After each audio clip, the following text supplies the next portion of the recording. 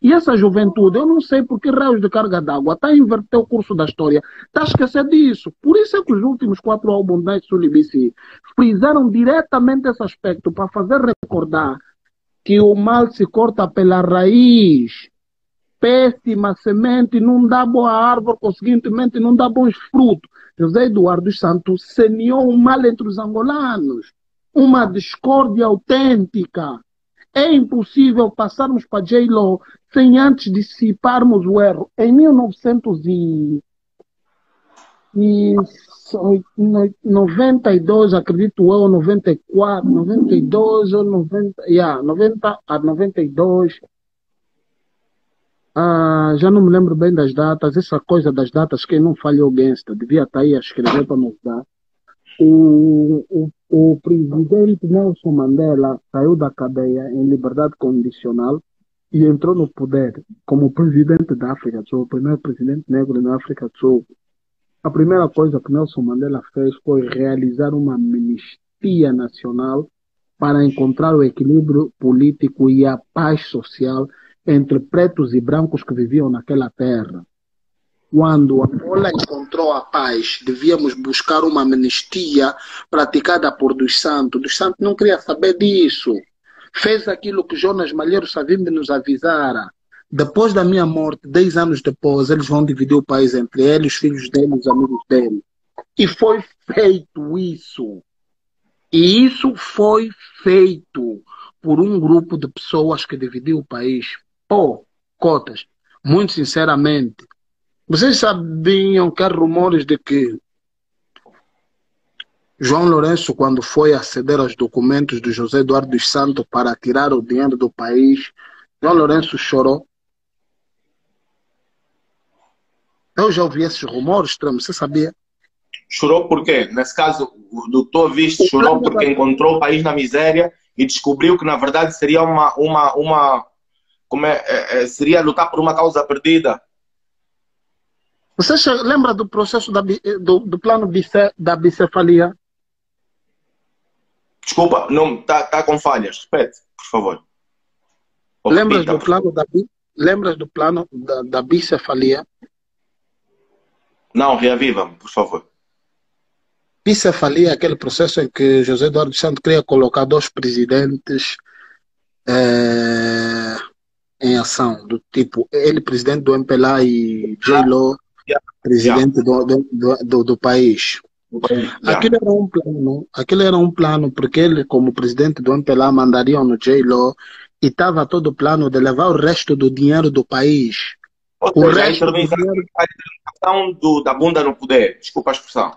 Não é só eternizar a bunda no poder, o problema dele não era eternizar a bunda no poder, era levar todo o cumbu. Era levar todo o cumbu do país, todo, estava todo mesmo, nos deixar. Estava essa miséria que ele nos deixou, para eles era muito pouco. O plano dele era mesmo nos humilhar, mais do que já nos humilharam. Plano e repartir entre a família, é isso? Como? E repartir entre a família e amigos, nesse caso, né? Isso eles já repartiam. Isso eles já repartiam, porque não se compreende como é que ele autoriza o filho dele. Ele próprio disse que autorizou o filho dele transferir o dinheiro que transferiu do Fundo Soberano. Com que propósito? O dinheiro do Fundo Soberano foram aplicar na Bolsa, foram investir é muito estranho. E é muito estranho que ele tenha autorizado, desculpa, te corto, é muito estranho que ele tenha autorizado uma operação dessas e continue impune, por exemplo, né?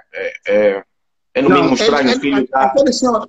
Aquele senhor deve conhecer Satanás de algum sítio. Estou te falar extremo. Porque ele fez o plano dele bem bonito. Ele fez assim, olha. Alterou a Constituição alterou as eleições de 5 em 5 anos. Atrasou um bocado, um período de 2 anos. Depois largou a última eleição para entrar o J-Lo. Em que ele concluiu da seguinte forma. Presidente, na Constituição, presidente emérito não pode ser tocado. Depois, ninguém acima dos 80 anos pode ser julgado. Ele já calculou que como presidente emérito ele pode ficar aí onde ele está. Mas se ele morrer, não morrer antes dos 80, na próxima coisa ele está nos 80. Nas próximas eleições ele está nos 80. Ou seja, ele garante a impunidade pro resto da vida. Ou seja, sai dessa, sai da fita sem nenhum tipo de punição, né? Percebi? Tudo por causa de dinheiro. O que eu não compreendo é o seguinte: dinheiro era só assim, tá vendo?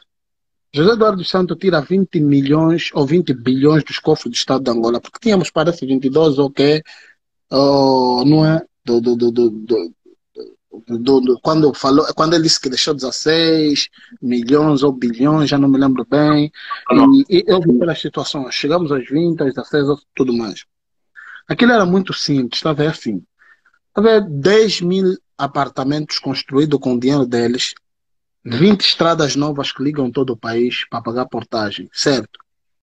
O jovem que vai trabalhar no Quilamba, para jardineiro, é de uma empresa que tem a ver com a empresa dele. O jovem que vai montar lâmpada no Quilamba, por exemplo, fazer 20 Quilamba, 18 ou então 18, um Quilamba por cada província. Nenhum jovem repara a escada, pinta, tudo, mas tudo isso tem que pedir na administração. Lá o Conselho de Moradores vai pedir na administração. E na administração paga um valor básico. Primeiro, todo mundo tem que pagar a cota mensal. A cota mensal tem que vir com água, energia, o direito de condomínio mesmo, tudo mais.